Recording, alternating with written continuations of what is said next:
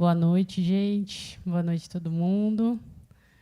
Hoje a gente está no nosso 6º encontro presencial aqui no SESC, dessa formação aberta de aquilombamento nas margens. É um prazer ter vocês aqui.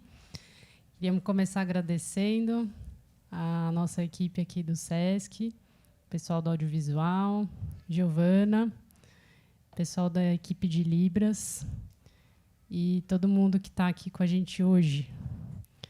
Temos o prazer de receber nossa querida Tatiana Nascimento. Tatiana é cantora, compositora, tradutora e escritora com 12 livros publicados. Como editora, publicou mais de 50 títulos de autoras negras e ou LGBTQIs pela Cartoneira Padê Editorial. Idealizadora e cofundadora do primeiro slam exclusivo para mulheres e lésbicas do Brasil, o Slam das Minas de Brasília, Distrito Federal. Idealizadora da Semila, Feira de Publicadoras. Mãe da Irê. Tati, obrigada. Oi, gente, boa noite. Quero agradecer pelo convite de estar de novo com vocês, nesse processo que é tão bonito, tão massa. Acho que eu... Pode abaixar um pouquinho, por favor? Parece que só escuto minha voz na minha cabeça. Obrigada. Estive recentemente na banca de defesa da tese de doutoramento de Kwame, que está bem aqui do meu lado esquerdo, e falei lá algo que eu vou repetir aqui, que é muito massa, muito importante estar em espaços que têm uma visão, ao mesmo tempo, radical, simples, popular e acessível das terapias e das coisas de cuidado mental em geral. Acho o trabalho que vocês fazem muito bonito por causa disso. Então, fico muito grata de poder chegar junto. Agradeço mesmo pela oportunidade. Quando acontecem esses convites de trabalhos assim que são mais formativos, que tem a ver com roda de conversa, oficina, palestra, coisas assim, espaços assumidamente pedagógicos. Geralmente, quando a galera pede a mini-bio, os dados, né, do seu currículo resumido, que foram essas primeiras informações lidas sobre mim, geralmente a gente faz uma edição que dá conta de um certo pedaço da nossa trajetória, da nossa memória, do nosso trabalho, mas que, em geral, não dá conta da nossa realidade, do nosso hoje, né? Do dia de hoje, como a gente está hoje. Então, eu gostaria de compartilhar um pouco assim, de como eu estou hoje, para vocês entenderem também o que eu posso compartilhar. Eu sou muito, muito tímida. Eu sou tipo a pessoa mais tímida que eu conheço.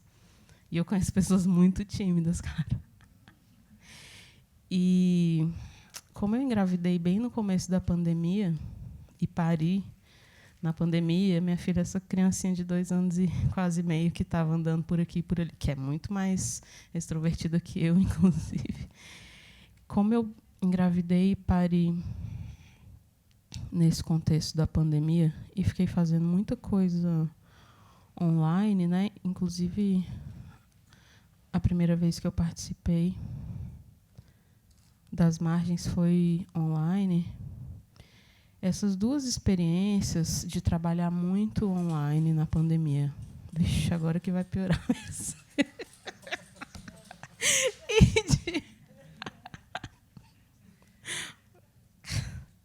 E de estar no puerpério ainda, minha filha mama ainda, né? isso tudo me deixa muito mais tímida ainda, assim.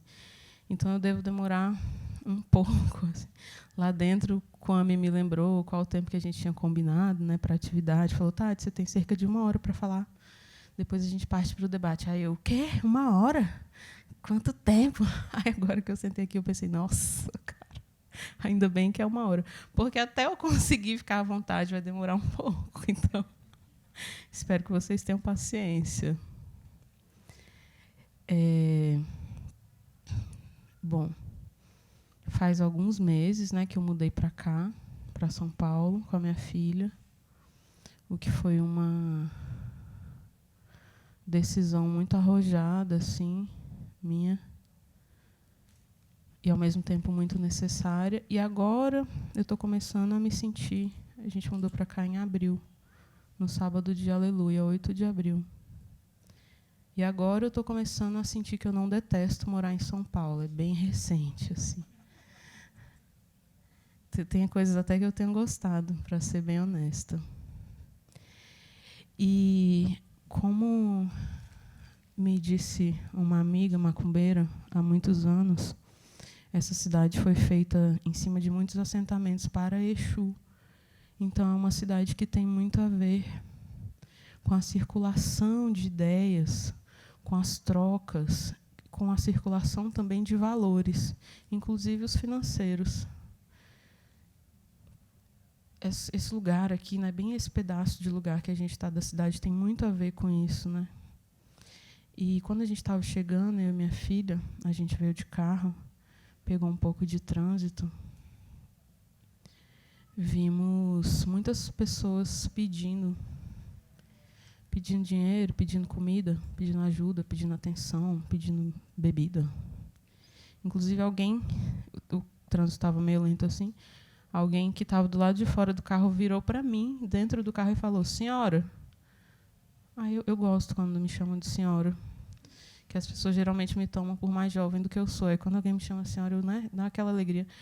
Aí eu olhei e tal, era um cara com uma camisa da seleção brasileira. Perguntou se eu tinha dinheiro para ele comer e tal. E o motorista do Uber reclamou. Falou assim, ele não vai comer porra nenhuma. Eu acho que ele não falou palavrão, mas na minha cabeça soou assim. Ele quer beber. Aí eu respondi para o moço que eu não tinha dinheiro para ajudá-lo e tal. Ele agradeceu e foi embora, e o carro ficou ainda parado um pouquinho. Depois continuou. Esse moço que me chamou de senhora e me pediu dinheiro era um cara preto, como a maioria das pessoas que eu e minha filha vimos aqui ao longo dessa avenida, chique, rica, elegante, né? Cheia de coisas comerciais caríssimas. E achei importante começar falando isso com vocês, porque o convite que eu recebi para estar aqui hoje foi um convite para falar sobre uma parte de uma pesquisa que eu faço que pensa muito sobre os lugares que a gente, quanto pessoas pretas, podemos ocupar. E esse lugar da pobreza que pede e que é execrada, que é ridicularizada, que é contestada, que é questionada, que é criticada, é um lugar bem típico, assim, que o racismo colonial atribui às pessoas pretas, né? Então, talvez se a gente ficasse algumas horas aqui mesmo onde a gente está, virar essas cadeiras, todo mundo para lá como eu estou virada, a gente ia poder fazer um mapeamento visual, assim, de quantas pessoas com roupas chiques, elegantes, confortáveis para o frio, que passam ali são pretas, e quantas pessoas com roupas velhas, sujas, esfarrapadas, muito inapropriadas para o frio, são pretas. Em várias cidades a gente pode fazer esses levantamentos visuais e entender esses lugares que o racismo colonial atribui para a gente, né? E esses lugares, eles são tão históricos, tão reais. Eles são lugares tão reais, é tão verdade que a gente vai andar na rua chique de uma cidade chique, cara pra cacete, a cidade é muito cara, e vai ver que as pessoas que menos têm acesso a bens materiais são majoritariamente pessoas pretas, isso é tão verdade que essa narrativa do racismo colonial, de que esse é o único lugar que a gente pode ocupar, ou um dos únicos lugares, parece real também. Então, talvez seja um exercício de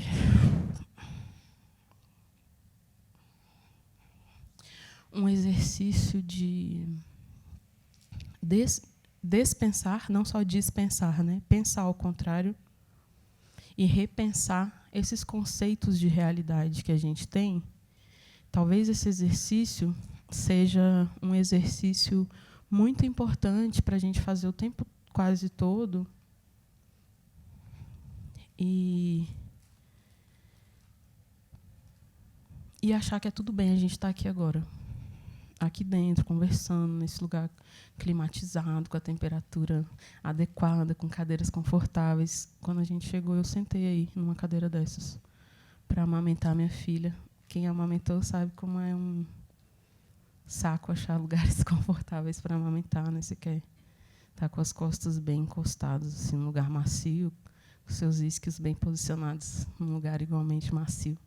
E aí eu sentei bem numa cadeira dessas para saber qual a experiência que vocês iam ter. Fiquei uns 10 minutos aí, bem ali atrás, amamentando minha filha e tal. Então a gente está nesse lugar protegido, climatizado, bem ordenado, e que não é tradicionalmente um lugar considerado tipo próprio, adequado para a nossa ocupação. Mais que isso, muitas vezes é um lugar em que nós somos consideradas inadequadas para estar. Essa inversão também é importante, né? Tá, aí chegou esse convite bem massa e tal, para eu vir aqui falar um pouco sobre as pesquisas que eu tenho feito sobre outros lugares que a gente pode ocupar e que não tem a ver com esses lugares tradicionais, estereotipados. Mas, da primeira vez que eu falei sobre isso, talvez uma das primeiras vezes, na minha memória, a primeira vez foi muito emblemático, que eu falei sobre isso num evento público com outras pessoas, que nem a gente está aqui agora, uma pessoa preta ouviu um bocado de coisa que eu tinha para dizer, bem tranquila, assim, me pareceu que estava tranquila, e depois falou assim, não concordo, não. Por quê? Como assim você está falando que a gente não pode falar de dor? Era uma mulher preta, uma mulher cis preta. E ela falou assim, eu não vou abrir mão desse tipo de narrativa, porque eu consegui perceber e entender a minha negritude a partir do reconhecimento da dor. Então, eu acho que você está errada. Aí, eu que também estava bem paciente nesse dia, e fiquei agradecida por ela ter tido essa coragem, falei para ela, eu entendo, boto fé. Você tem direito de atrelar qualquer narrativa e paradigma que você quiser à sua subjetividade. Mas, em nenhum momento, eu falei que você não podia falar sobre dor.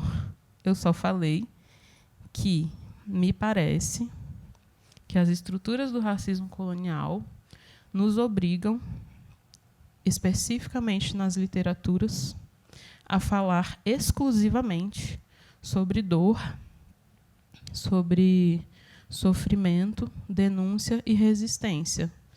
Eu falei isso, eu não falei que a gente não tem que falar sobre isso. Eu falei que tem um cânone, né? Minha formação é em letras, essa palavra eu aprendi lá.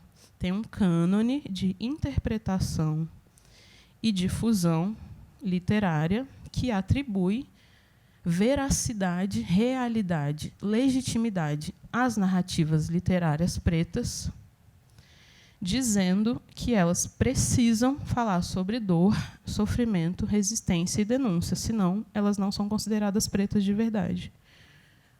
E me parece também que a gente tinha que ter o direito de falar sobre o que a gente quisesse na nossa literatura, não é mesmo? Não é para isso que a gente está aqui? Só que a moça continuou bem chateada comigo. Não gostou mesmo, não, foi embora e tal. Era uma feira excêntrica, uma feira literária de publicação. Bem legal, que acontece em Goiânia. Eu acho que eu não falei que eu sou de Brasília, né? Brasília é do lado de Goiânia. Aí, uns meses depois, teve um show do Gilberto Gil em Goiânia. E eu, que já fui muito aventureira na juventude, mas vou ficando cada vez menos, viajei num carro com 2 pessoas sagitarianas, foi uma aventura mesmo, para ir nesse show do Gilberto Gil, bem bagunçadamente, assim, tipo, comprando ingresso em cima, sem saber se eu ia dormir em Goiânia ou se eu ia voltar para Brasília, sem saber se o carro no qual eu estava indo ia ter vaga para mim, para eu voltar para Brasília. Coisas que, assim, depois que eu parei, eu jamais faria, né? Mas eu não tinha parido, era bem livre, estava com grana na época e tal. Fui para o show do Gilberto Gil. Era um show de festival, que é uma coisa que eu acho muito ruim, porque é muita gente, muita informação, às vezes tem muito palco, aí você está querendo ouvir aqui essa música e tem outra música. E nesse lugar tinha um monte de videogame, era uma confusão, era num shopping. Mas eu queria muito ver um show do Gilberto Gil, gente. Eu sou muito fã do Gilberto Gil. Aí eu fui e tal, foi muito emocionante. Ele cantou algumas músicas do Refazenda, que é um dos discos que eu mais gosto. Era, acho que o show de aniversário do Refavela, se eu não me engano.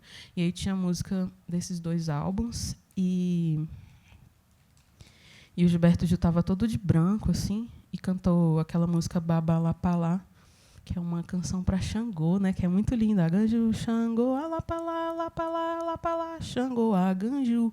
E que diz assim, o filho perguntou para o pai, onde é que está o meu avô? O meu avô, onde é que está? E aí vai todo mundo perguntando, os mais novos perguntando para os mais velhos dos mais velhos ainda, né? É muito linda essa canção.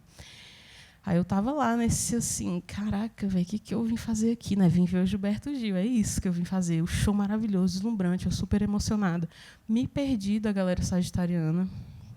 Nem lembro como eu voltei para casa, na verdade, só lembro dessa parte. Aí, quando o show acabou, eu perdida, sozinha. Como eu sou muito tímida, eu consigo entrar num festival que tem milhões de pessoas sozinha e sair sozinha, sem falar com ninguém, sem fazer nenhuma amizade. Você também? É difícil ser assim, né, cara? Gente, por que a gente não consegue só fazer uma amizade, cara?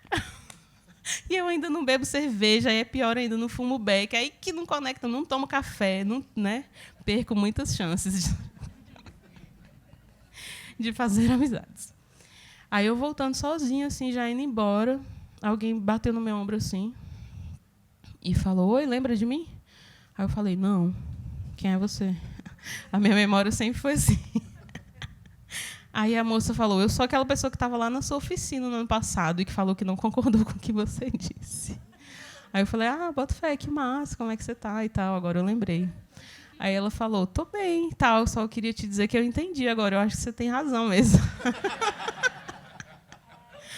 Aí eu falei, pô, que massa, velho. Então tá bom, vou nessa. Como falei para vocês, péssima de fazer amizade, não perguntei o nome da pessoa. Já tinha celular nessa época, não faz tanto tempo assim. Não peguei o telefone dela, nada. Mas saí assim, tão feliz de ter ouvido isso. Não porque ela concordou comigo e falou, você tem razão. Mas porque eu entendi que, às vezes, vai levar um pouco de tempo assim, para a gente mesma, nas nossas comunidades, muito fragilizadas, muito fragmentadas e muito dilaceradas pelo racismo colonial, para a gente conseguir fazer essa travessia e sair de um paradigma para o outro. E nem sempre a gente vai conseguir, e está tudo bem também não conseguir. Mas, nesse dia específico, assim,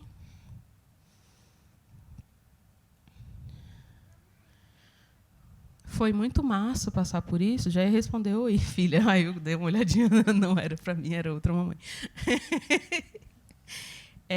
Passar por essa experiência para entender que... E tendo ouvido assim, o Gilberto Gil cantar Babalapalá, para entender que está tudo bem também os nossos processos serem lentos e que, às vezes, eles vão acontecer magicamente, não pela força racional da expressão lúcida, cartesiana, ordenada, argumentativa. Eu fui dar uma oficina, né? Fui bem argumentativa. Cheguei lá cheia de exemplos da poesia LGBTQI negra que eu estava pesquisando, poemas que não falam sobre dor, sofrimento, resistência, denúncia e tal, não sei o que lá.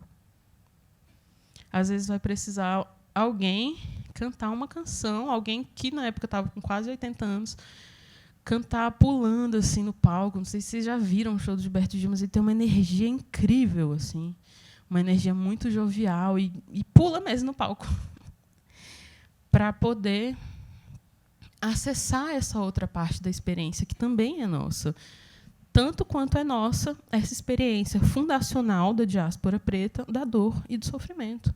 Que ainda bem que a gente resiste, ainda bem que a gente denuncia, porque senão a gente ia ter sido totalmente aniquiladas, né? Não é que essas experiências não sejam válidas e não sejam reais, elas são válidas, elas são legítimas, elas são fundacionais, como eu falei, né? Mas elas não são as únicas experiências sobre nós.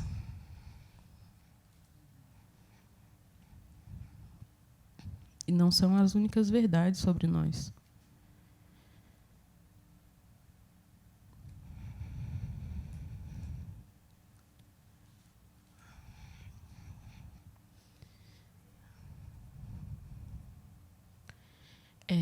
Então, isso é uma coisa que eu queria contar. E a outra é que, mais recentemente, eu consegui dar continuidade a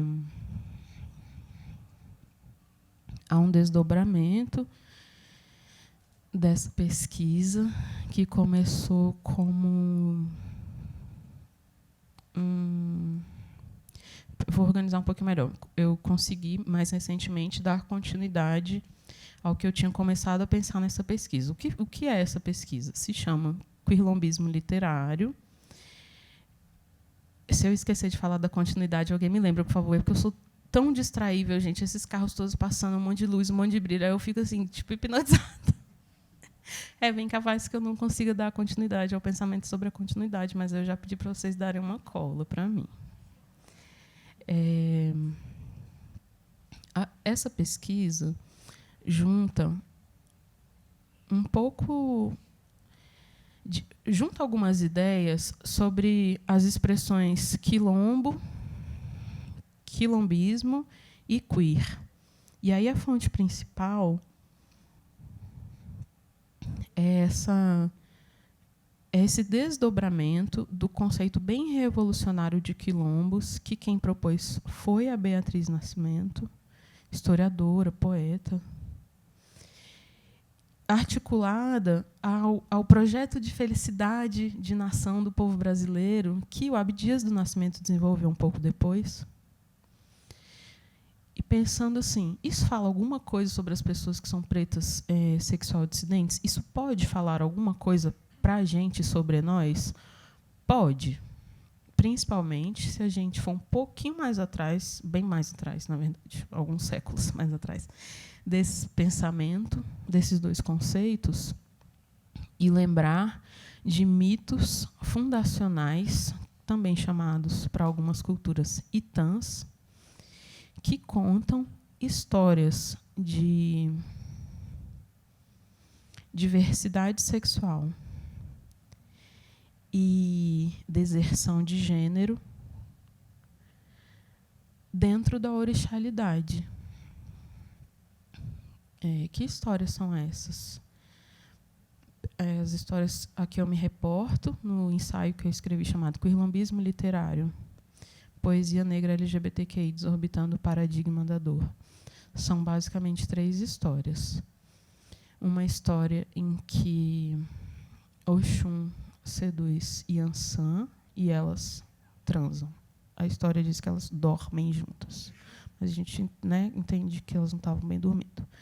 A outra história é de um caso também de amor entre Oxóssi e Ossan, e aí, só retomando um pouquinho, Oxum e Yansan são 2 deusas ou orixás consideradas femininas, né, e abastam, são lidas, interpretadas como mulheres. Então, o primeiro é uma história lésbica entre dois orixás. A segunda é uma história gay entre dois orixás que são lidos e interpretados em muito da tradição de terreiro como masculinos, né, Oxóssi e Ossan, por mais que tenha uma discordância bem presente assim na interpretação de Ossan como o espírito da mata, né, como fora da antropomorfia, do antropomorfismo, nem mulher nem homem, o espírito da mata, mas tem interpretações que leem Ossan como homem. Então, esse caso de amor gay entre Ossan e Oxóssi, e a história da transgeneridade de Otim.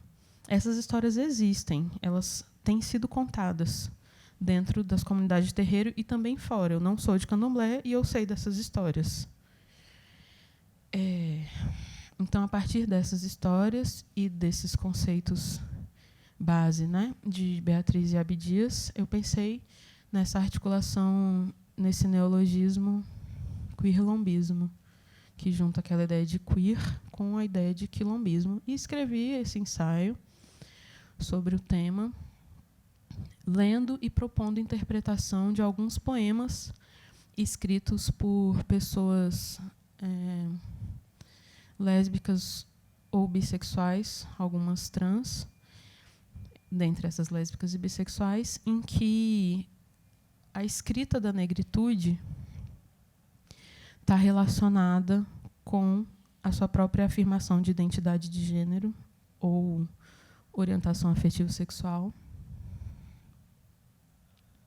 Tá dando para entender o que eu estou falando, gente? Eu estou me sentindo tão desconexa. Se não der, vocês, por favor, falem assim, não estou entendendo nada.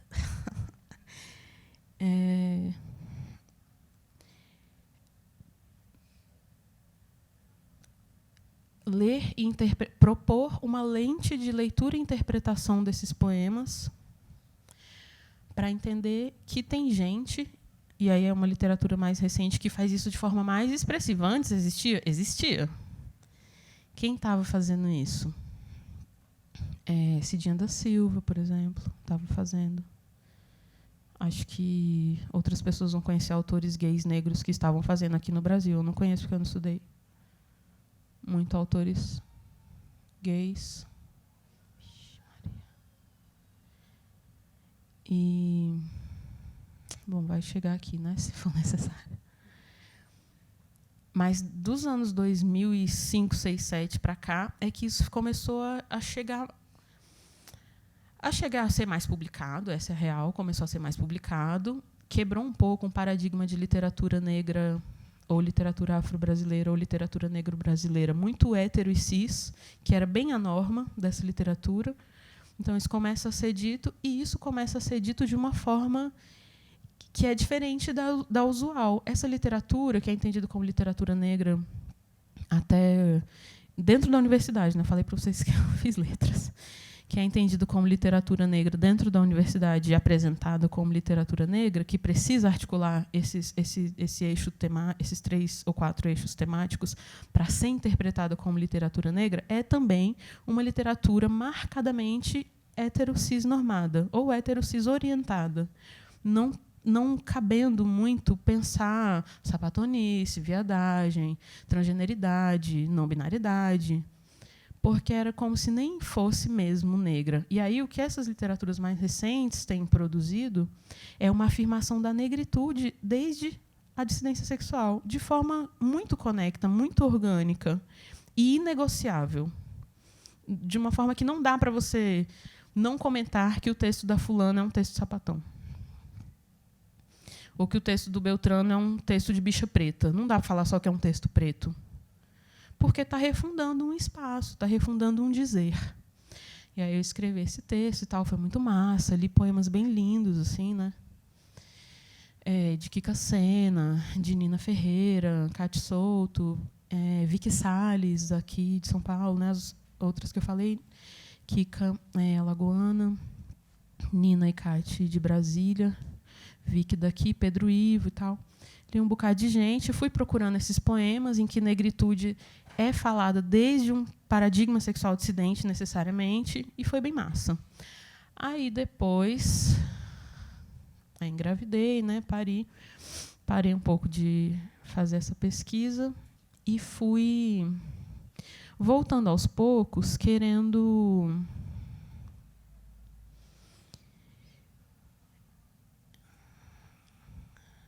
expandir, chegar em um outro lugar, para pensar também como os sonhos são fundamentais para a gente. E aí comecei a pesquisar sonhos e tal, e está sendo, né, bem mais recente essa pesquisa, assim, e também tenho ido buscar na orixalidade essas... É meio que uma explicação, né, gente? A humanidade inventa cada coisa, os passarinhos estão lá construindo suas casas, e a gente fica aqui construindo palavras e conceitos, não sei o que lá. Mas eles são importantes para a gente se entender, né? Faz parte do nosso estar no mundo, que nem faz parte do passarinho lá construir a casa, aquele que costura, sabe assim? O galinho e tal. Eu acho isso tão impressionante, mas a gente ainda fica nas coisas dos conceitos e tal. Então, vamos para aqui, para os conceitos. Comecei a pensar assim, como que os sonhos são uma dimensão tão importante da nossa existência, que pavimenta o nosso futuro, né? Audre Lorde fala muito sobre isso, sobre os sonhos como o que pavimenta as nossas possibilidades de chegar no amanhã.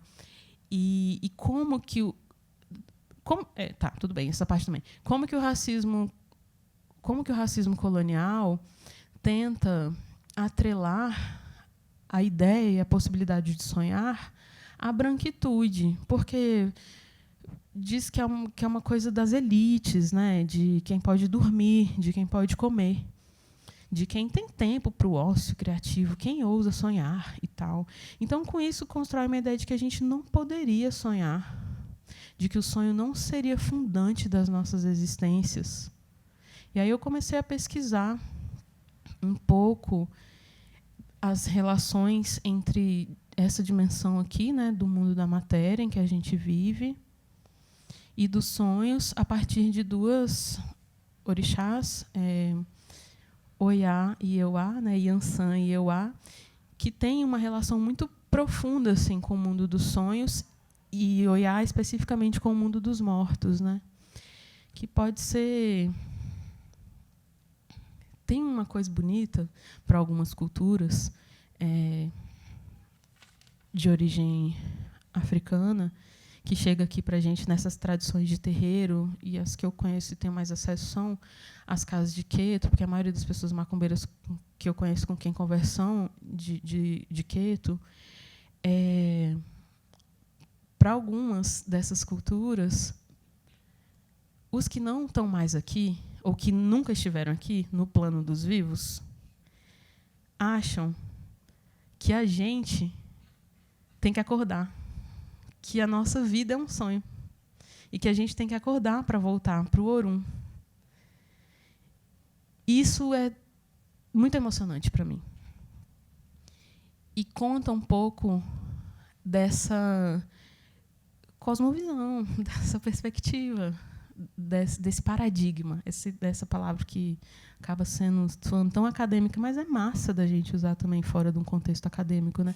Desse paradigma, desse modelo, desse imaginário que ensina para a gente que sonhar não só é nosso direito, não só vai pavimentar o nosso futuro, o caminho que a gente precisa pisar para chegar lá amanhã, para minha filha daqui 10 anos estar fazendo o que ela quiser, falando o que ela quiser sobre ela, sobre o corpo dela, sobre a vida dela. Mas também para a gente entender que isso veio de lá. E que é por isso que a gente consegue chegar onde a gente está, por isso que a gente está aqui hoje. Porque se a gente nem pudesse sonhar, a gente nem estaria vivos. Então é como se o sonho fosse não um delírio elitista de classe, mas um direito fundamental e ancestral nosso. Aí eu, bem animada com isso, né? Eu sonho muito, né? Eu tenho ascendente lua em peixes, então os sonhos significam muito para mim, eu aprendo muito com sonhos, eu recebo vários recados, os sonhos me impressionam tanto que às vezes eu fico com raiva de alguém só porque eu sonhei que eu briguei com a pessoa. A pessoa de boa comigo, assim, na moral, e eu assim, caraca, véio, essa pessoa lá no sonho, ela cabulosa comigo, eu fico um tempão. Às vezes nem passa. Estava bem empolgada com isso. Resolvi fazer um experimento assim que eu mudei para cá.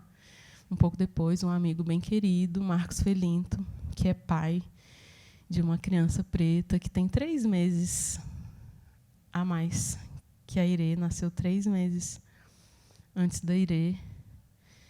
A gente decidiu fazer uma coisa de música juntos e tal. Aí eu falei, vamos fazer sobre sonhos? Eu estou tão afim de saber de sonhos e tal. Aí a gente fez uma chamada online. Alguém viu? Se alguém que conhece meu Instagram, alguém viu essa chamada por sonhos de pessoas negras? Você viu? A gente recebeu uns 10. Você bota fé?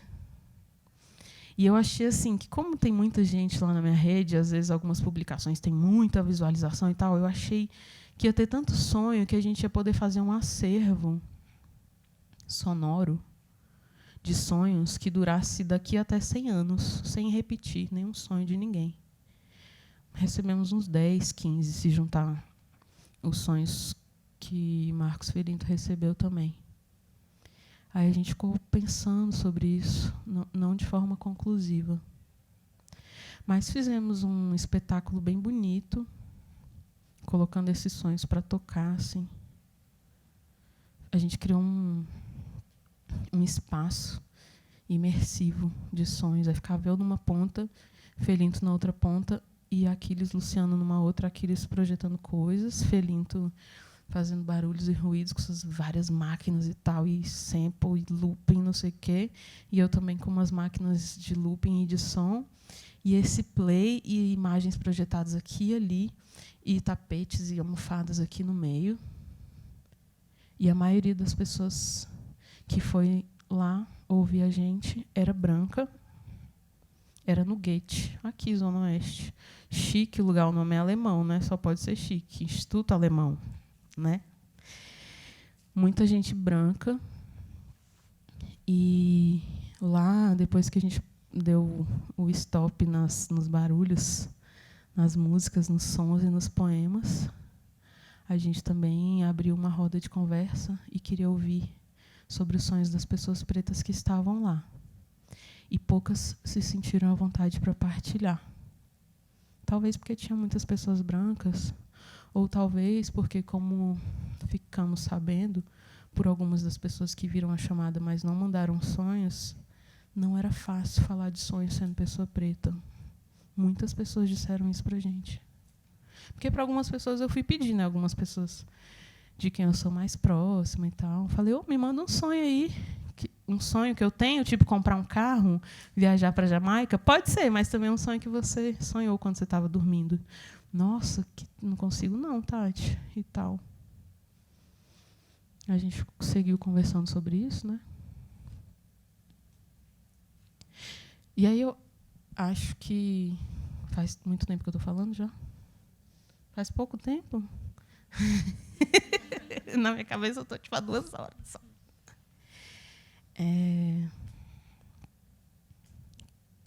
Basicamente, essas são as reflexões que eu queria compartilhar com vocês. E saber de vocês, se vocês compartilhariam sonhos. Eu ainda estou coletando sonhos, sabia? Quem se animar, meu WhatsApp está lá no meu Instagram. Pode mandar um áudio de Instagram também, só que eu sou um pouco mais analfabeta digital no Instagram, então não sei baixar áudio de Instagram. Mas de WhatsApp eu sei. E de e-mail também. E talvez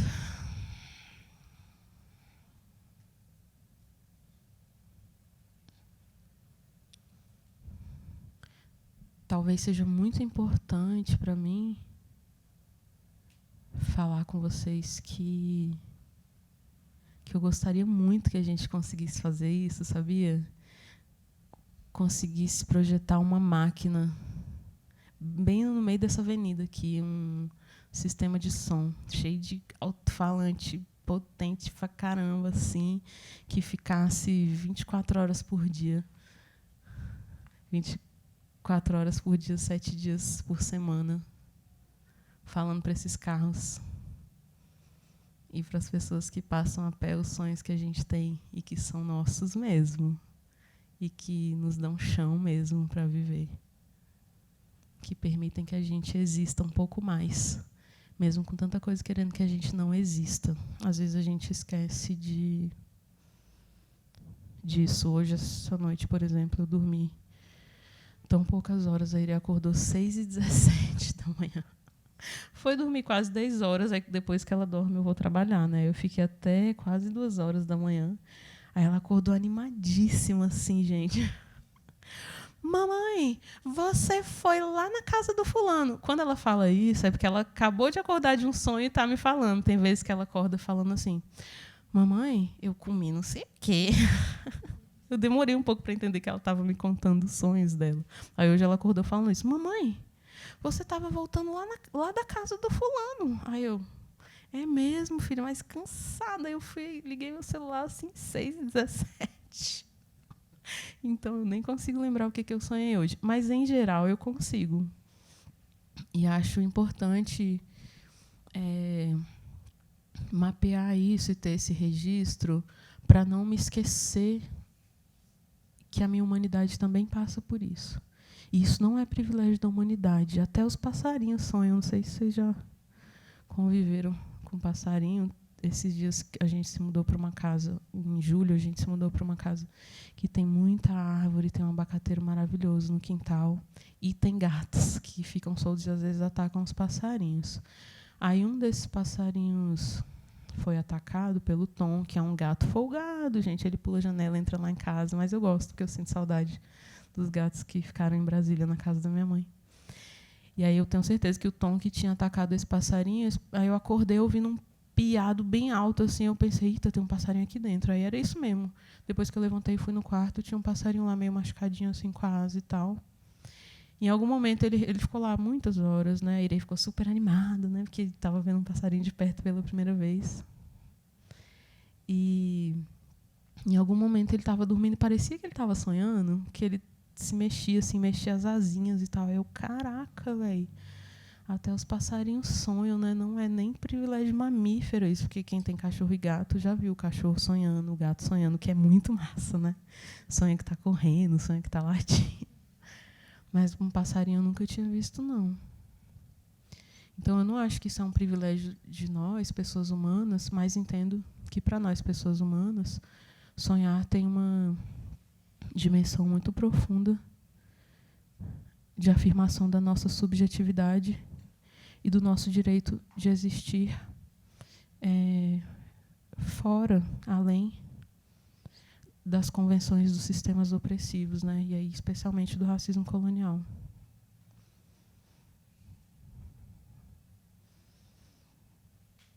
Eu gostaria de falar mais coisas até, mas eu estou ainda com muita vergonha. Não aconteceu o que eu imaginei, que era ficar mais à vontade. Não aconteceu. Então, se vocês quiserem comentar algumas coisas, sei também que tem umas perguntas aí organizadas, né? Já estava ligado. Primeiro, Tati, muito obrigado. Assim, a gente tinha pensado numa pergunta, mas agora eu já mudei, porque você tocou num ponto, né, que se você fizesse esse alto-falante, ia chover psicanalista aqui. Ia ficar aqui escutando e fazendo interpretações. Mas é porque nós, na psicanálise, o sonho, enfim, né, foi onde pavimentou o caminho da psicanálise também, né, porque ele é uma via direta para o real, para nós, né. E aí eu vou misturar duas coisas, né? Vou misturar essa ideia que você falou, achei muito potente, de que essa produção colonial que torna a miséria uma paisagem que parece real, mas não é. E aí, pensando, aí ficou isso na minha cabeça, né? Tipo, isso parece real, mas não é, né? Parece uma paisagem, né? Essas pessoas parecem parte já da paisagem de séculos que isso foi produzido. Não parece uma produção nesse sentido. E aí você traz uma outra dimensão no seu livro Queerlombismo, que é essa passagem da denúncia para a enunciação, né? De conseguir enunciar. Isso, aí ligando com algumas coisas da psicanálise, tem tudo a ver com sonho, né? Que é um lugar de enunciação também. Por que eu estou juntando isso, né? De como nessa pesquisa, aí é uma, enfim, aí trazendo um pouco nesse diálogo, né? Se você estava tentando escutar enunciações. Essa é uma pergunta.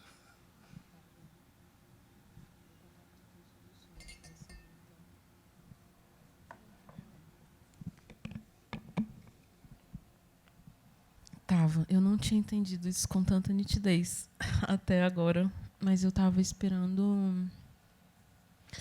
Eu não estava esperando receber coisas muito dolorosas,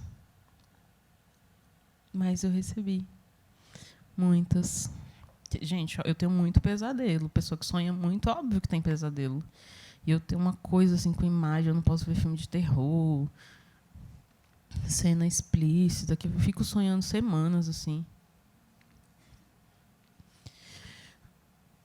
Mas eu escolho muito também a qualidade do que eu vou compartilhar, né? Tem coisas que eu preferia não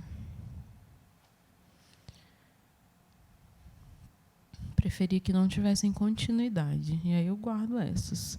E aí eu estava esperando receber muitas enunciações.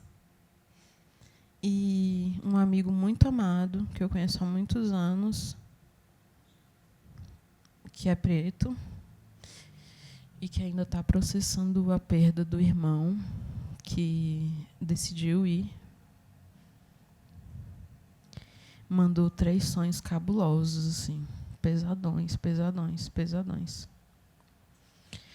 Mas assim mesmo eu dei play em um deles lá no evento, porque até esse sonho bem pesadão que ele compartilhou tinha coisas tão interessantes assim que eu achei que a densidade ia ser menos importante do que as possibilidades que anunciava. Uma parte do sonho era assim: sonhei que eu chegava não sei se era o Morro do Salgueiro, que eu chegava no Vidigal, no Morro do Vidigal, no Rio de Janeiro.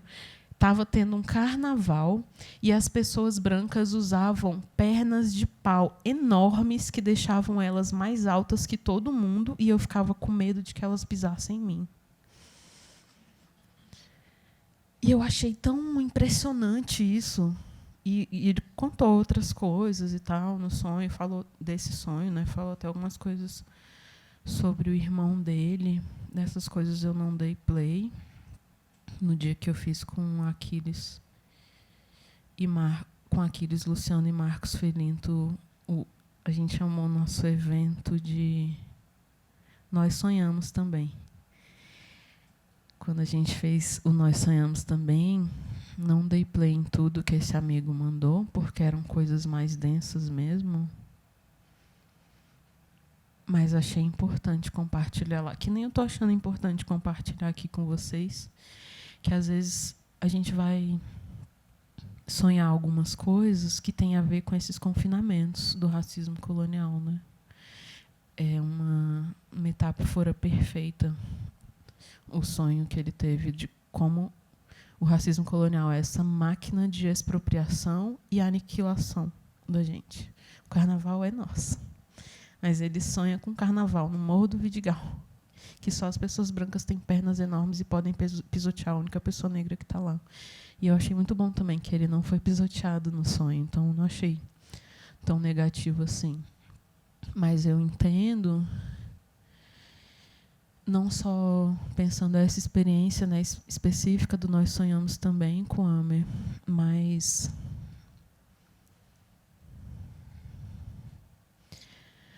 pensando esse desejo, que não é só meu, né? Outras pessoas negras que estão pesquisando produções artísticas ou fazendo produções artísticas também têm um desejo parecido. a gente sabe que vai continuar ocupando um lugar nesses dois mundos, né? Por muito tempo ainda. Então eu esperava, sim, receber um bocado de sonho, do tipo, alguém compartilhou um sonho que começava assim: eu sonhei que eu era eu e minha irmã mais velha. E eu, minha irmã mais velha, tinha pele da cor de ipê. Gente, eu chorei quando eu ouvi isso, mas eu chorei tanto, porque nossa, fazia tempo que eu não ouvia uma imagem tão linda. Eu de vez em quando escuto ainda esse sonho. É todo lindo, tem várias coisas emocionantes e tal. Mas acho que faz parte tanto da regência da ambiguidade, que é orientada por Exu, quanto da realidade colonial. A gente vai demorar muito tempo até a gente conseguir habitar só o paraíso em que a gente merece viver, né? E viver aqui nessa terra, não só depois que a gente morrer, né? A gente ainda vai ter que lidar muito com as denúncias para conseguir chegar no momento em que a gente consiga só anunciar e enunciar. Eu tenho tentado ficar em paz com isso, que é muito. Eu falei que eu tenho um monte de coisa em peixes, mas eu tenho um solzão em aquário, né? Que tem uma pressa da mudança, da revolução, de quebrar paradigmas, não sei o que lá. Todas as coisas típicas de aquário eu tenho, as arrogâncias, os devaneios.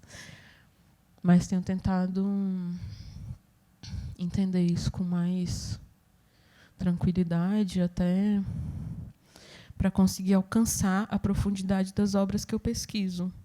Porque eu não estou pesquisando obras em que as pessoas, em que em nenhum momento ninguém vai estar lidando com a dureza do racismo cotidiano na sua poesia, por exemplo. Não tem essa poesia. O racismo não deixa a gente fazer isso, não lidar com ele. Então, nem é isso que eu procuro, né?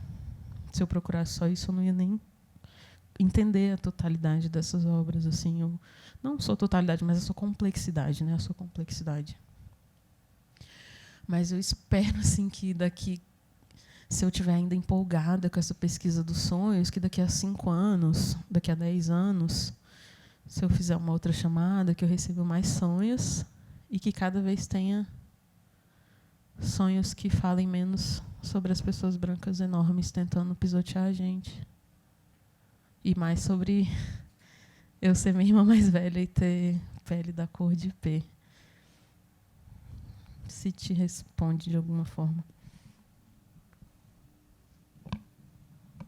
Gente, tá aberto a palavra.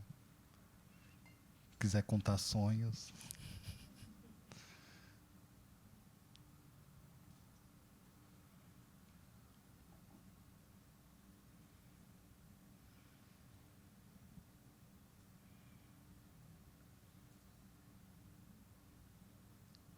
Questões.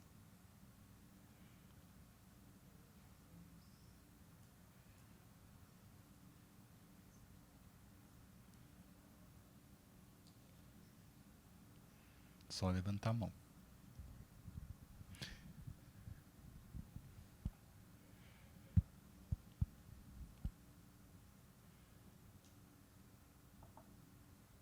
Senão vou aproveitar. Porque esse sonho do seu amigo lembrou muito um trecho que você usa do Fanon, do Condenados da Terra, né? De que o colonizado ele tem sonhos de libertação das 6 da manhã às 9 da noite, né? Então, sonhos musculares de libertação em relação a isso, né? De que como seria... Essa é uma pergunta que eu escutei recentemente, achei muito interessante, né? Como seria a nossa vida se a gente não fosse forçado a ser sobreviventes? Precisar ficar fugindo de ser pisoteado nos vários espaços, né, que habitamos, né? Acho que e aí, retomando de novo isso que faz isso parecer o real, né? Acho que acho que essa dobra que você fez, né, é muito potente, né, de como é que a gente vai se deslocando, né, desse lugar de que não, isso daqui tem uma produção aqui, né, tem diversos discursos e uma materialidade que sustenta isso, né?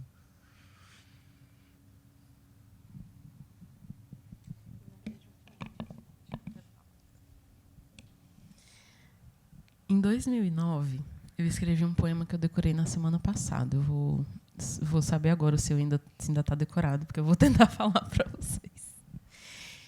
Chama Onira, que é muito legal. Antes de falar o poema, quando eu estava falando um pouquinho antes dessa pesquisa que eu tenho feito a partir de orixalidade para pensar os sonhos como fundamento da nossa existência e tal, eu fiquei muito cismada, é uma boa palavra. Fiquei muito cismada com essa parecença sonora entre onira e onírico. Onira, para algumas nações, nações de terreiro, né? É uma qualidade de Ansan. Para outras, é uma qualidade de Oxum. Eu conheci como uma qualidade de Ansan, então eu falo a partir desse lugar. É uma orixá que gosta muito de guerra. E tem uma história, um itã muito bonito sobre Onira. Talvez é um dos meus itãs preferidos. Eu tendo a gostar muito de itãs que falam coisas sobre Oxalá. E tem um itã, uma história fundacional, que diz que Onira é essa deusa, né, essa orixá, que gosta tanto de guerra que vive com as roupas vermelhas de sangue encarnadas. A história que eu li diz assim. E que Oxalá velho, que é esse orixá relacionado a um tempo mais lento de existir, porque já esteve aqui há muito tempo e já está com a debilitação que o tempo traz para a matéria, né?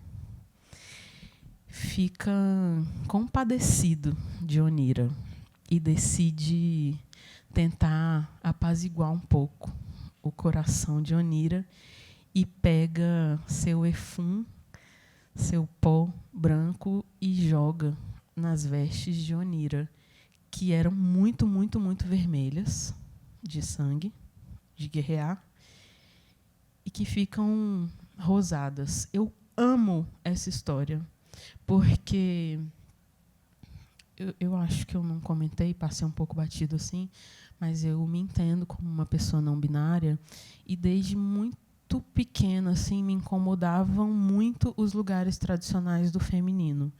Eu venho de uma família de muitas mulheres que amam o feminino hegemônico. Maquiagem, delicadeza, um tipo específico de sapato e tal. E quando eu era mais jovem, eu era muito interpelada por esse desejo das minhas mais velhas de que eu me enquadrasse nesses lugares. E isso me deixava, gente, tão perturbada. Eu passava muita raiva quando eu era mais nova, criança e adolescente. E, principalmente, eu odiava rosa. E, depois de um tempo, eu fui pensando, gente, mas é só uma cor. Por que eu tenho que odiar uma cor? É só uma cor. Que saco, porque as pessoas conseguem transformar uma cor num sistema de opressão tão violento a ponto de eu ter que odiar a cor, gente. E aí, minha avó materna, que foi embora desse plano no dia 3 de dezembro do ano passado, amava rosa. E ela amava costurar, e costurava muito bem. E tudo que ela costurava era rosa. Rosa ou azul, que ela também gostava muito, e alguns tons de terracota e tal. E eu amava as roupas que a minha avó fazia. E a gente tinha um biotipo muito parecido. E como eu sempre fui gorda, era muito difícil achar roupa para mim. Hoje é bem diferente, gente. Hoje você chega numa loja tipo a Marisa e tem roupa do meu tamanho. Mas, quando eu era adolescente, não tinha isso. Simplesmente não tinha roupa que cabia em mim. Roupa mais massinha, assim, né? Mas tudo bem também, porque eu andava toda bagunçada e achava massa. Mas aí minha avó tinha essas roupas lindas, assim, e queria me dar. Eu era a única neta que pilhava de costurar. Eu sou a neta mais velha dela. Ou quase, porque tem uma outra história familiar aí. E aí eu queria muito usar essas roupas que ela fazia. E usava em casa, onde eu me sentia à vontade. Porque na rua eu tinha muita vergonha de usar. Eram roupas hiper femininas na cor rosa. E aí o tempo foi passando e tal. Aí depois que ela teve um AVC e também Alzheimer e Parkinson ao mesmo tempo. E foi ficando cada vez mais distante assim das coisas que a gente considerava racionais e compreensíveis, mas esse lugar da costura e do crochê sempre pertenceu a ela, até muito finzinho da vida, assim. Então era um lugar de conversar com ela. E aí eu fui me conectando muito mais com ela, com quem eu tive muitos problemas na minha juventude, fiquei muitos anos sem falar com a minha avó. Para vocês terem uma ideia, o apelido dela era Bruxa, porque ela não era uma pessoa fácil, não, velho. E aí eu fiz as pazes com Rosa. E foi muito bom, porque eu aprendi essa história sobre o Rosa de Onira. E aí deu nossa, gente, mais um giro epistêmico na minha cabeça. E uma liberdade assim de ser que me deixa feliz de usar rosa, que é uma cor que eu gosto, que na verdade eu não odiava, eu queria até usar, né? Eu usava em casa, enrustidamente. E aí tem o pai de minha filha ama rosa.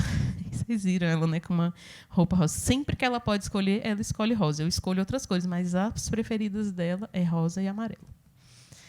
E aí eu fico em paz com isso. É tão bom poder estar em paz. Eu imagino que para as minhas mais velhas devia ser muito chato ficar tentando controlar essa criança que não quer se vestir do jeito que quer.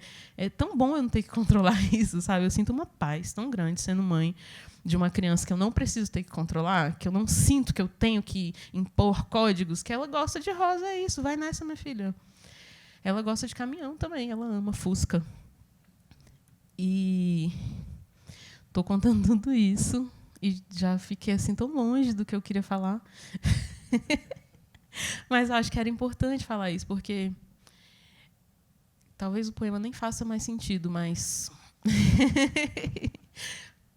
mas foi legal contar isso para vocês, porque conta pra gente uma coisa muito importante para mim, que é retomar a ancestralidade das bagunças de gênero e sexualidade, para a gente ter um lugar para ser dentro da negritude que não que seja possível, só para a gente ser possível, sabe? Só para eu não ter que me reportar a mitos brancos recentes ou passados do meu desejo por com quem eu quero ficar, quem eu quero beijar e que roupa eu quero usar e como eu quero apresentar meu corpo e a minha identidade. É tão libertador fazer isso.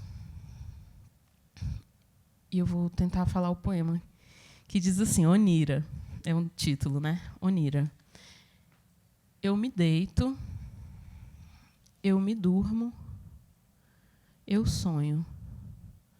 Sonho montanhas cobertas de árvores, cobertas de folhas, envoltas pelo ar. Ar por todos os lados e poros, dentro e fora, se movendo dançarinamente, que nem vento de acordar, de acarinhar, de assentar. Eu sonho uma montanha coberta de árvore, coberta de folha, coberta de gotas de água, gotinhas tão pequenininhas e brilhantes, mostrando convexamente os segredos do mundo inteiro ou de quem tiver bastante coragem de olhar elas de perto. Eu sonho um tipo de água derramante, de libertação, que vem nos melhorar. Água que cai de uma cascata do alto de uma serra tão precária, mas que eu corro tão rápido, tão rápido, tão rápido, e eu não tinha lido Fanon nessa época. E eu corro tão rápido, tão rápido, tão rápido, que quem está vendo de fora ia pensar que eu estou voando. Depois dessa serra, dessa cascata, a água vira mar. Mar velho, antigo, ancestral, profundo, verde, escuro, porque é o Oceano Pacífico, que não aceita mais passivamente, nunca aceitou nosso lixo, o plástico, o esgoto. E ainda assim vem no meu sonho, cheio de promessa, de libertar a gente, se a gente fizer tudo direitinho agora dessa vez.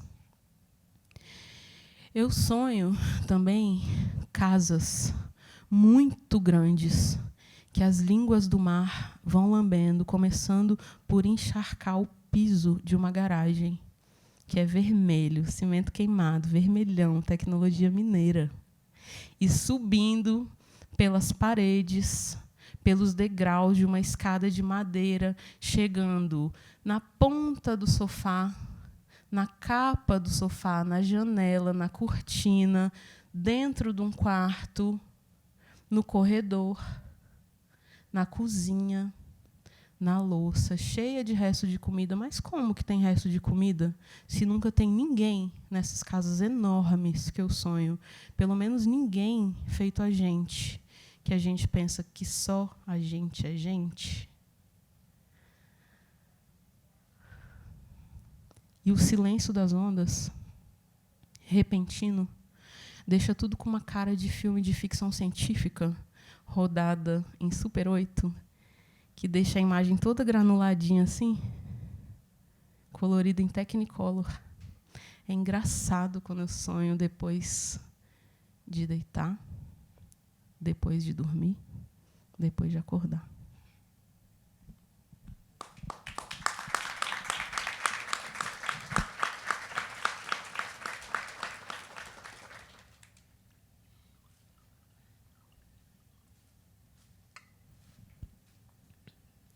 Muito linda.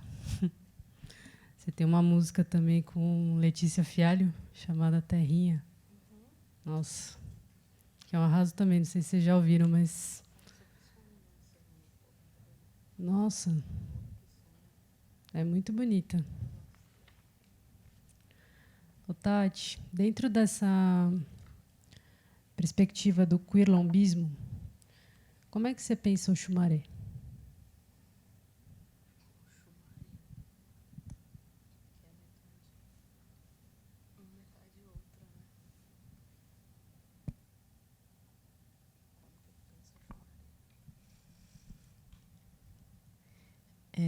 A primeira vez que eu tive contato com alguma coisa que me marcou muito sobre o Xumaré foi num livro da Conceição Evaristo, Ponciá Vicêncio, que tem logo no seu comecinho, faz muitos anos que eu li esse livro, mas quem leu mais recentemente vai lembrar melhor que eu, que logo no comecinho tem uma cena sobre uma criança querendo passar embaixo do arco-íris para mudar quem ela é, não é assim? E aí eu fui atrás de quem era essa pessoa, perguntei para um amigo amado quem era essa pessoa, quem era esse orixá. E esse amigo amado, que é o Anderson Flor, me falou sobre Angorô, o arco-íris. E aí eu comecei a assuntar um pouco, estudar um pouco sobre o Xumaré e tal. E agora que você me perguntou, eu pensei, nossa, eu podia ter entrado, né? Mas ficou de fora por um esquecimento mesmo. Ia ser legal poder reescrever um pouco dessa pesquisa falando desse lugar de ser metade do tempo um, metade do tempo outra. E junto com Euá, E Omolu, um orixá que me emociona muito, assim, que são esses orixás da família de palha, né, também os chamados mais menos convencionais. Mas eu não tinha até agora pensado, sabia? Em incluir esse Itan e esse conjunto nessa pesquisa. Que massa que você falou isso.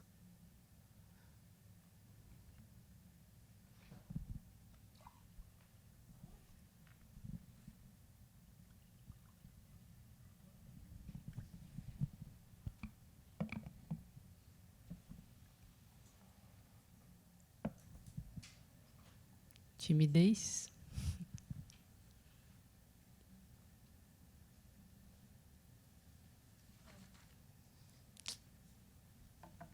Nits. Bom, também sou tímido, mas estamos aí.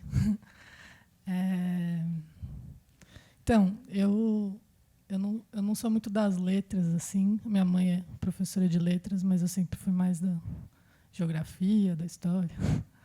Mas eu acompanho assim, seu trabalho, inclusive, eu estava aqui lembrando quanta coisa já povoou, que tem assim, poemas que eu já botei em carta, que veio do 7 poemas para o Apocalipse.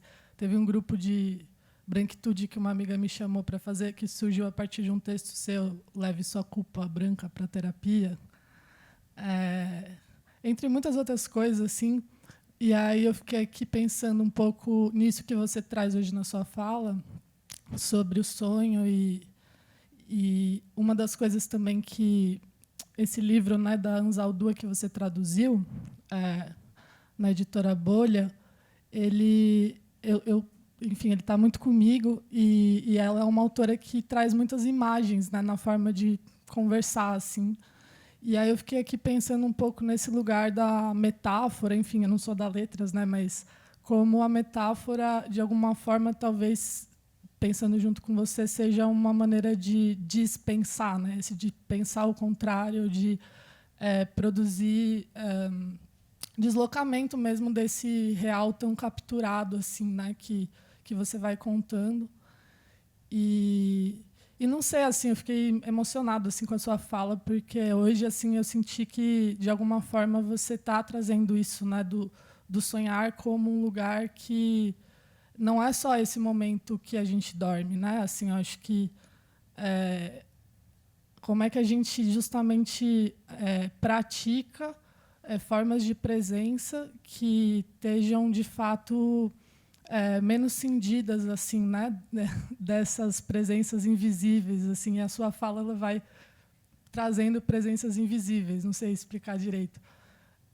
Então, sei lá, acho que a brisa foi que eu fiquei pensando sobre isso da metáfora. Inclusive, quando você falou pensar ao contrário, eu lembrei da Estamira, né, que não lembro como é que ela falava, assim, mas tipo alguma coisa parecida com isso. Eu lembrei dela e foi uma lembrança também que eu acho que veio nesse lugar, né, dessa existência tão existente, né, no meio do lixão, ali trazendo né, verdades que não são escutadas, enfim. Então, fiquei com vontade de comentar isso assim como uma coisa que a sua fala provocou aqui e que talvez você queira trazer algo sobre isso também. Assim, quando eu falo da metáfora, tentando pensar junto, assim, é um pouco como esse lugar que justamente produz delírio, né, lembrando do Manuel de Barros também, né, faz o verbo delirar, assim, na nossa forma de se expressar mesmo, né, que está tão capturada, tipo, que você é mulher, você é isso, você é aquilo, tipo, uma coisa fixa, que se repete, se repete, se repete e não se cria, né? E a metáfora tem esse poder, né? Assim como outras figuras de linguagem, imagino, mas de gerar delírio, né? De gerar sonho, assim. Então, enfim, aí eu fiquei lembrando dos seus poemas, daquele Post-its, também foi um poema que me marcou, que está nesse livro em vermelho, porque ele traz essa... pelo menos a minha sensação, não sei de cor nem nada, mas que traz um lugar de sonhar para além do que, né, o medo, enfim, outros lugares produzem, assim. Enfim, pouco isso que está aqui comigo. Agradeço. Não sei se outras pessoas querem falar, mas vou comentar só uma coisa rapidão para não esquecer. Eu lembrei que o Djavan tem uma música que eu gosto muito, só que eu esqueci o nome, que tem um verso que diz assim: o que não se vê está aí, como tudo que há. Que é muito massa e que é importante também, que eu lembrei disso. Quando eu estava na graduação em Letras Português e respectivas literaturas na Universidade de Brasília, eu estudei metáforas no finalzinho do curso, assim, para escrever um TCC, porque eu gosto muito também das metáforas por uma coisa anterior a elas, que é a possibilidade que elas evidenciam de que a linguagem não é estável. E como eu fico sempre buscando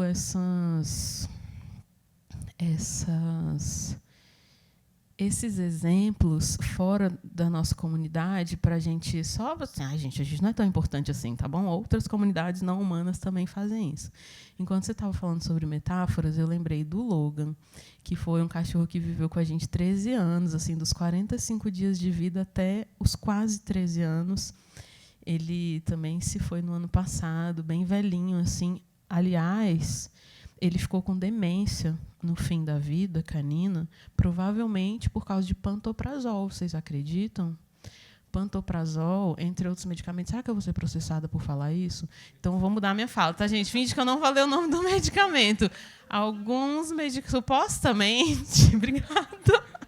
Alguns medicamentos para gastrite e estômago que tem a ver com alumínio, dão com alumínio lá na nossa cabeça, lá no nosso cérebro, e estão supostamente relacionados a casos de demência.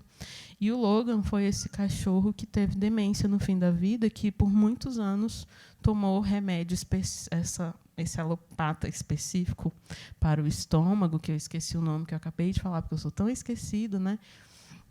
O Logan fazia uma coisa massa, gente, que muitos dos bichos com os quais a gente decide conviver, às vezes a revelia do desejo deles fazem, porque os bichos são muito generosos, que eles têm uma coisa tão bonita de entender a nossa linguagem para poder conversar com a gente. Muitas vezes a gente não faz isso. A gente não faz isso nem com a nossa própria espécie. A gente não tenta fazer isso nem com pessoas com idade diferente da nossa. Agora que eu estou convivendo muito com criança, eu tenho visto como a gente não consegue abrir mão do nosso jeito de falar, pensar e se expressar para conversar com alguém que fala diferente da gente. E aí o Logan, que é dessas criaturas maravilhosas do mundo canino, fazia uma coisa metafórica, velho, que era quando a gente tinha uma pracinha assim, né, na frente da casa da minha mãe, que a gente levava muito os cachorros para passear ali. E um dos gatos também, o Nestor, que é o gato a quem eu dedico 7 notas sobre Apocalipse. Aí o Logan gostava muito de galho. Ele amava galho. Se tinha uma coisa que deixava ele feliz, era voltar para casa com um pedação de galho, assim, ou com uma pedra na boca.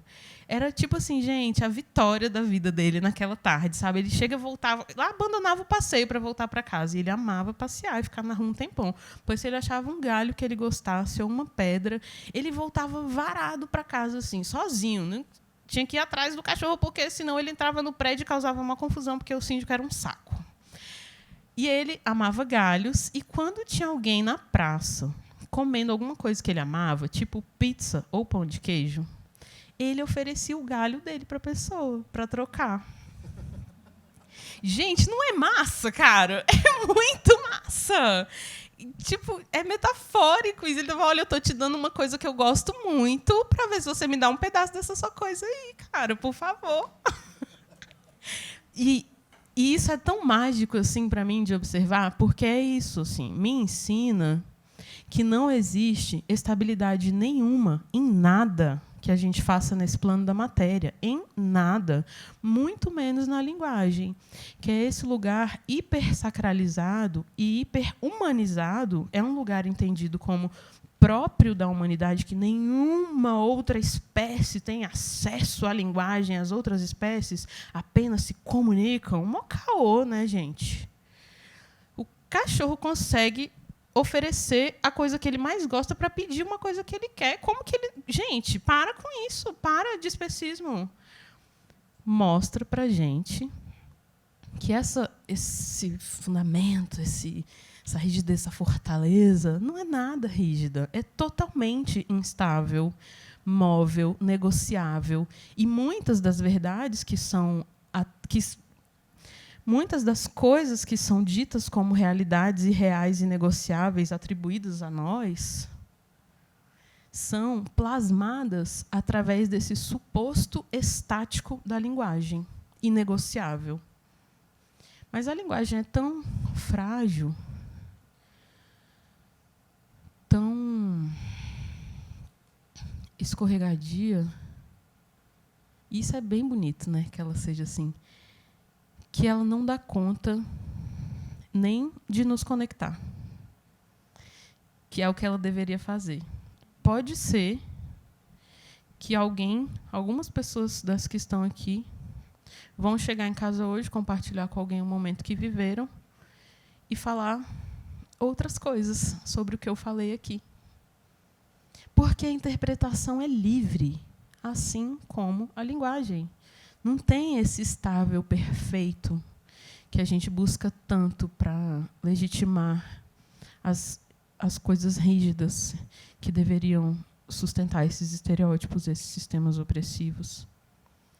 E por que, Nietzsche, que eu falei sobre a esperteza metafórica do Lolo? Para você ficar de boa, velho. Não é porque eu sou da letras que eu tenho acesso à metáfora. Então, né? Só para nada a ver, velho. Qualquer pessoa tem acesso a qualquer coisa que quiser.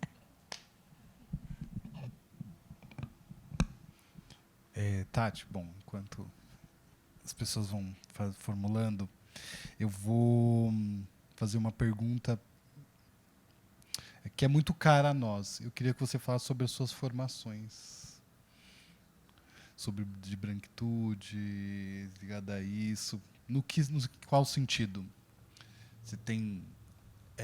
Você começa, pelo menos quando eu participei, né, você começa a formação dizendo um pouco da história dela, a partir de uma denúncia que foi reforçada por 10 pessoas negras e que não teve reverberação. E aí eu queria a gente pensa muito formações e e a gente queria conversar com você sobre isso, né? Como é que você vê nesses 2 anos, 3 anos, eu não sei exatamente, você me desculpa, tá? Quanto tempo você está fazendo isso nos limites, fronteiras e naquilo que a Lélia Gonzalez fala da paciência revolucionária. Como é que você vê nesses anos essa experiência que você construiu dessas formações, dessas várias formações, os limites dela, né, o alcance que você vai vendo, as fronteiras, né? E nisso que a Lélia Gonzalez fala de uma paciência revolucionária. Estou apelando aí para o seu sol em aquário aí para a gente continuar apostando nas formações, nesses âmbitos. Entendi. Obrigada por explicar para leigas. Faz 4 anos que eu faço isso. Comecei em abril de 2019. E os limites... Depois que eu parei, gente, tudo mudou. Né? Então, eu era uma pessoa com pensamento e agora eu me forço, talvez seja muito forçado, mas eu me convido constantemente a ocupar formas de pensar e agir que não eram muito ocupadas por mim. Eu tentei sair de um lugar muito intransigente e... qual é o contrário de otimismo mesmo? Pessimismo, obrigada. E muito um lugar intransigente e pessimista com relação às possibilidades dessas formações específicas sobre branquitude, para ocupar um lugar mais propositivo e otimista, simplesmente porque eu quero poder acreditar que a minha filha vai ter direito de ocupar um mundo melhor do que o que a gente tem ocupado até agora. A minha filha e outras crianças pretas, indígenas e amarelas que têm nascido mais recentemente, eu acho que elas têm muito direito de ocupar um mundo que é branco e colonial, em que elas não tenham que ser tão violentadas e agredidas como as nossas gerações têm sido. E, como eu sou muito freiriana, eu acredito muito na coletividade como espaço de aprendizagens revolucionárias e verdadeiras. Então, isso mudou um pouco a minha prática dessas formações sobre privilégio branco, porque antes eu partia de uma premissa de que sempre vai dar errado, que é só uma forma de tentar controlar a coisa para não criar expectativas altas e se lascar, né? Eu sou muito controladora, então eu fico tentando, não, gente, vou esperar o pior mesmo, porque qualquer coisa média que acontecer, massa, olha que beleza. Mas agora eu estou tentando ser um pouco mais ousada, assim, e pensar que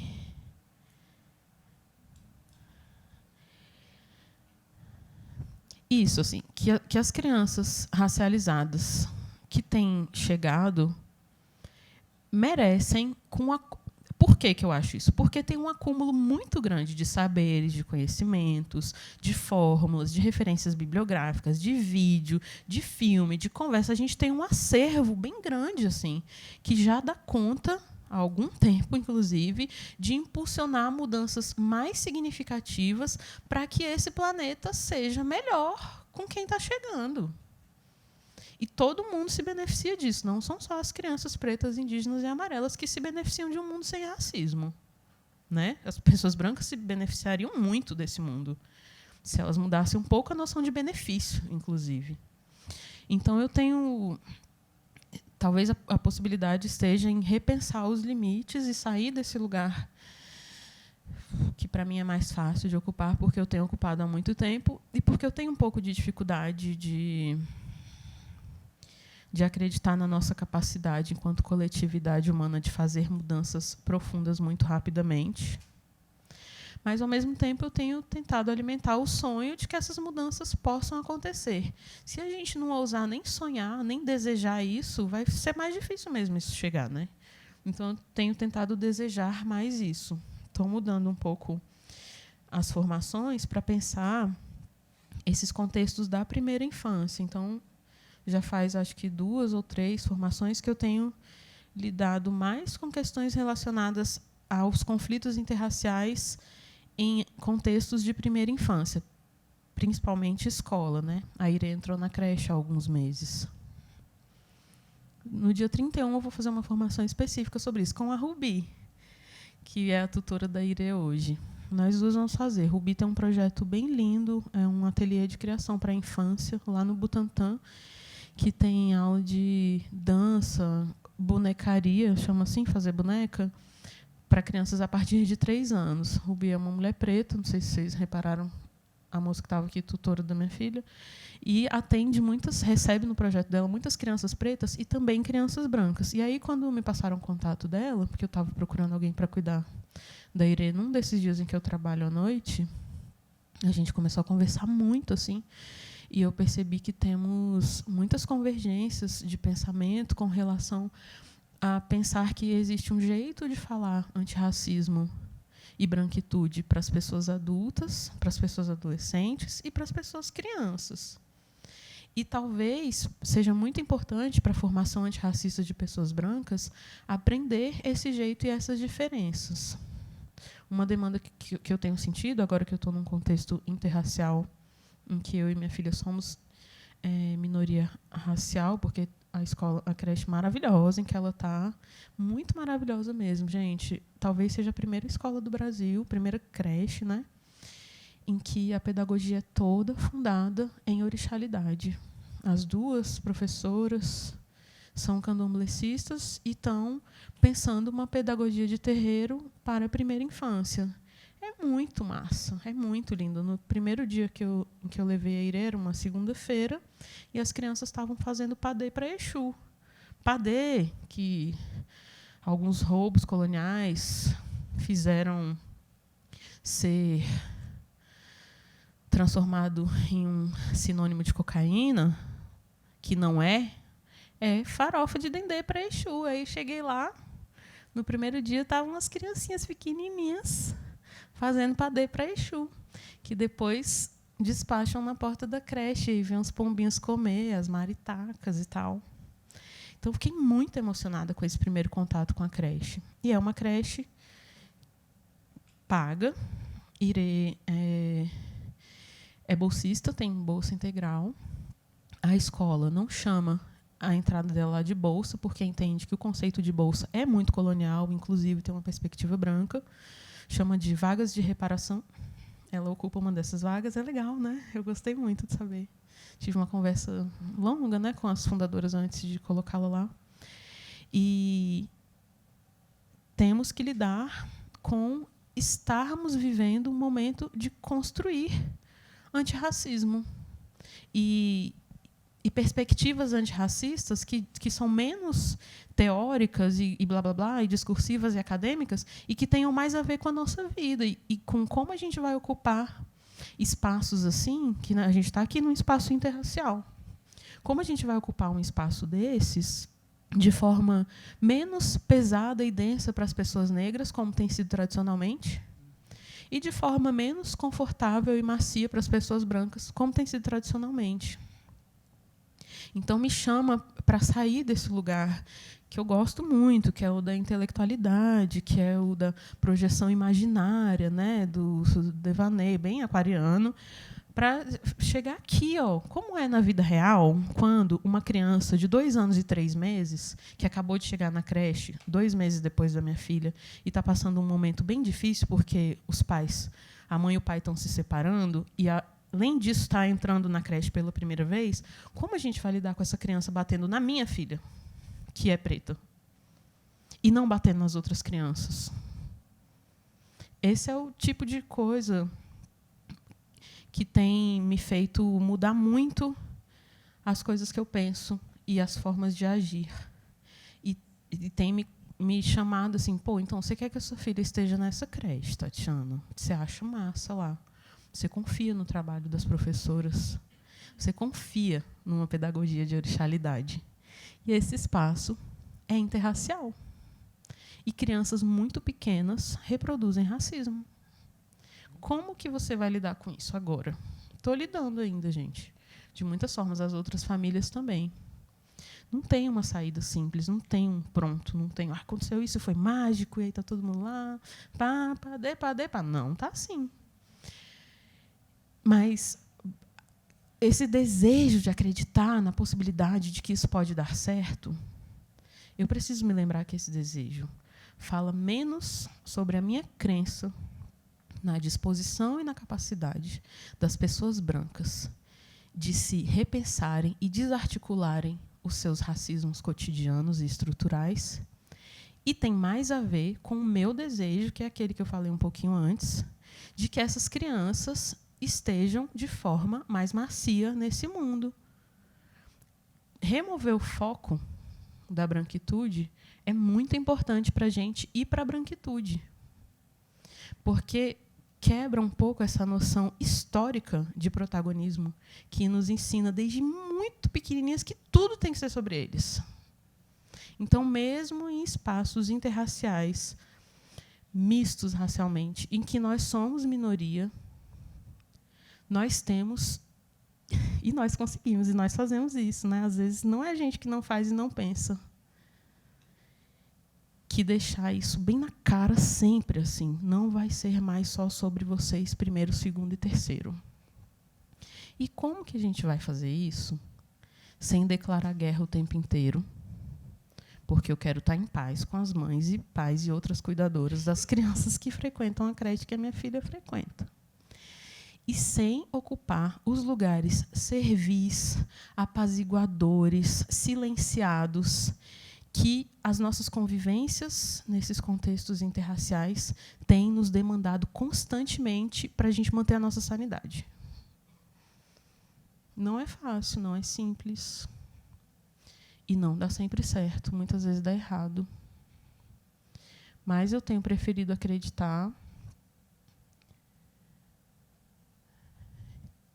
que esse experimento, que o divino, maravilhoso, o sagrado, o imaterial, nos confiou, é um experimento para o melhor. não é um experimento para o caos e para o fim trágico e terrível da nossa espécie terrível e trágica.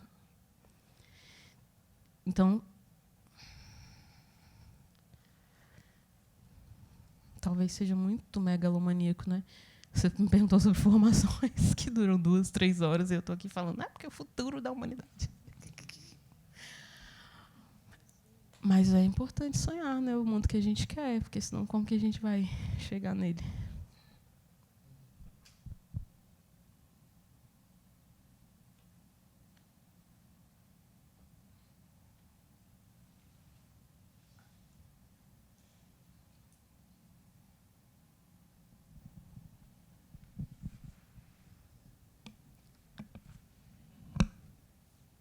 Você tem sentido, então, essas reverberações? Você está contando um pouco, né, como é que a coisa foi se alterando nessas formações, né? Como é que a vinda da Irê também mudou. E você tem sentido a reverberação nas pessoas? Ou como você tem sentido isso, assim, diferente de antes?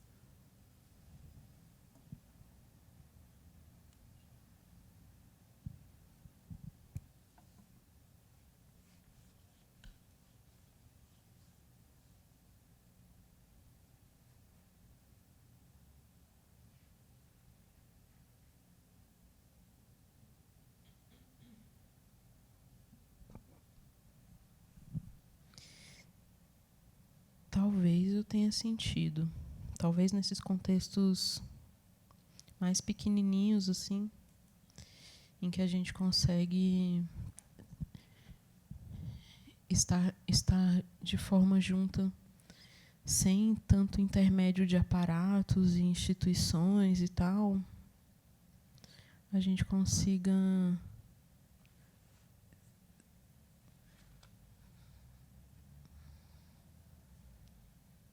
talvez a gente consiga ser gente melhor, assim, nesses contextos. E talvez esses contextos que a gente tende a não achar relevantes, porque eles são muito pequenos, não influenciam na grande máquina, né? Como eu falei, assim, está muito interessante estar aqui. Continuo prestando atenção nas roupas que as pessoas que passam lá fora estão usando e que tipo de roupas estão sendo mais usadas por pessoas pretas. Há uns 5 minutos passou uma pessoa que parecia um senhor, pelo jeito que andava, bem alto, assim, cheio de cobertor, daqueles que tem um nome, um cobertor que você compra bem baratinho, assim, às vezes 3, 5 conto, 10 conto. Não tem, lá em Brasília chama de, não sei, uma coisa tipo espeta-rato, uma coisa assim. Aqui deve ter um apelido terrível assim também. Passou esse senhor que era preto para lá. E muita gente branca com roupas chiques de frio. Então, nesses contextos menores, assim, quando a gente consegue se reunir mais olho no olho, se enxergar melhor, falar, ter um tempo para falar, pensar os processos, tomar uma decisão, testar a decisão, retomar se não foi muito bom o resultado e fazer de novo. Talvez eu, nesses contextos, tenha me sentido mais esperançosa, o que é bem legal de sentir. Eu tenho vivido de forma melancólica e pessimista há muitos anos. Realmente foi essa chegada da minha filha que me falou assim, opa, sua filha merece crescer sem uma mãe pessimista, não é verdade? Mas, nesses grandes contextos assim, não consigo ficar muito esperançosa. As coisas do plástico, gente, por exemplo, é muito grave, assim, né?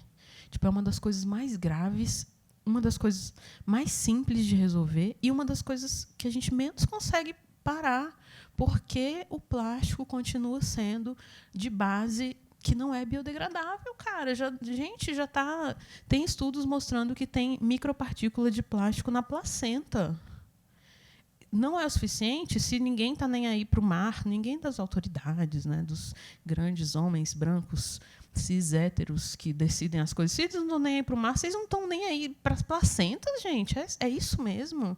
Aí, nesse âmbito, me dá muito desespero, porque eu vejo que Como eu sou muito religiosa, eu sou um bandista, acredito muito na generosidade das entidades, dos guias, que nos contam coisas sobre os processos que nós estamos passando. Então, quem ficou lá vendo muitas lives na pandemia, e um pouco antes, viu que a espiritualidade estava dando muitos recados sobre a pandemia como uma chance da humanidade aprender a fazer coisas de forma melhor. Gente, vocês acham que a gente aprendeu? Quem acha que a humanidade melhorou depois da pandemia? Levanta a mão, por favor. Ninguém acha, né? Não é impressionante que essa grande chance que nós recebemos do maravilhoso divino, que acredita em nós, que dá chance para nós, que a gente não só tenha cagado tudo com relação à chance, como a gente tenha piorado algumas coisas que já estavam bem ruins. Por exemplo, essa super iFoodização da vida. Tudo é de plástico. Tudo é de plástico. Não tem um lugar lá para você avaliar que tem assim, a embalagem era biodegradável ou de papel? Isso tinha que ser um quesito de avaliação boa, de aparecer lá na sua pesquisa. Primeiro, quando você faz uma pesquisa da pizza, do sushi, do não sei o que lá, as primeiras lojas que tinham que aparecer não eram as que são mais bombadas, é as que usam embalagem biodegradável. Muito simples. Mas se eu que estou ocupada, que sou mãe, que sou poeta, a gente não sei nada de plástico.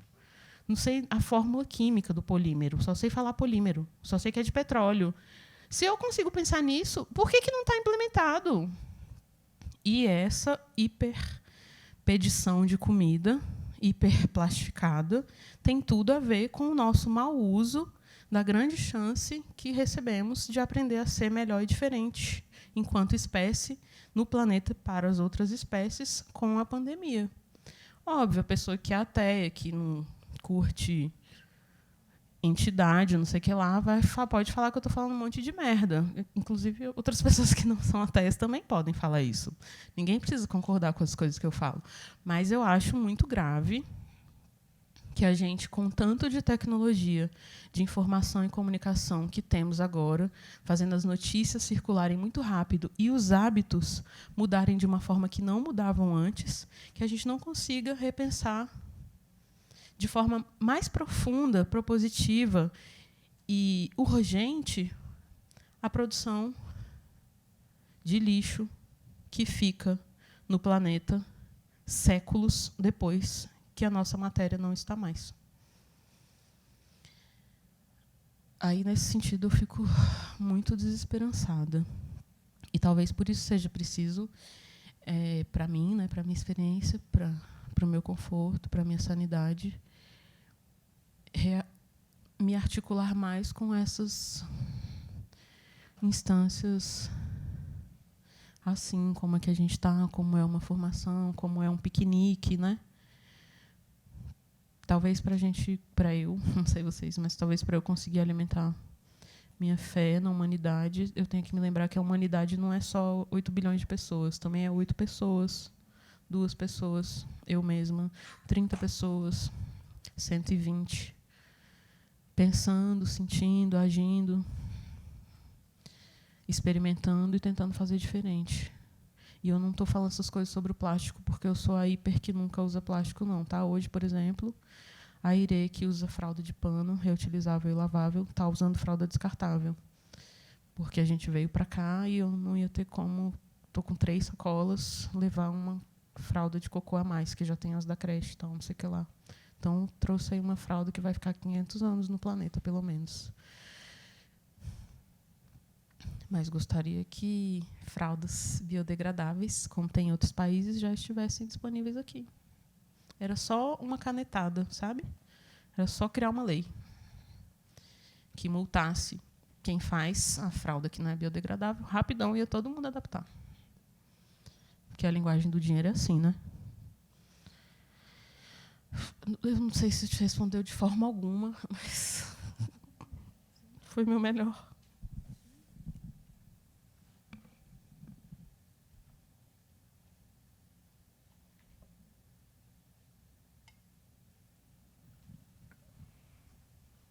Alguém?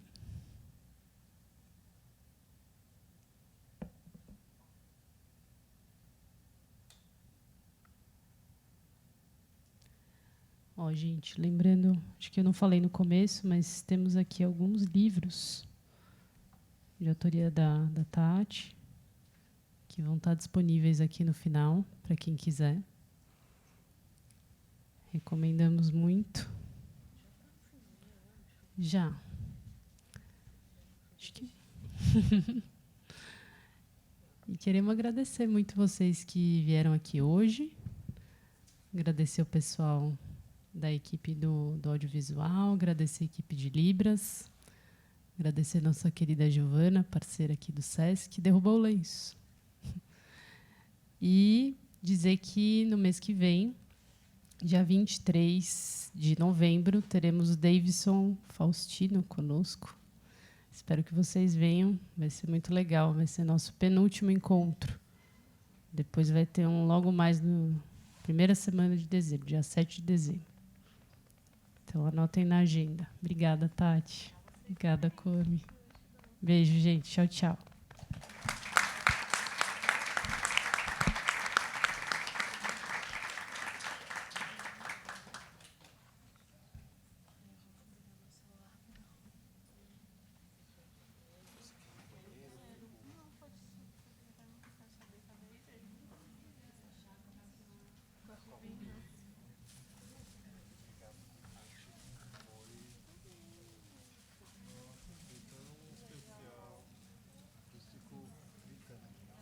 Especial.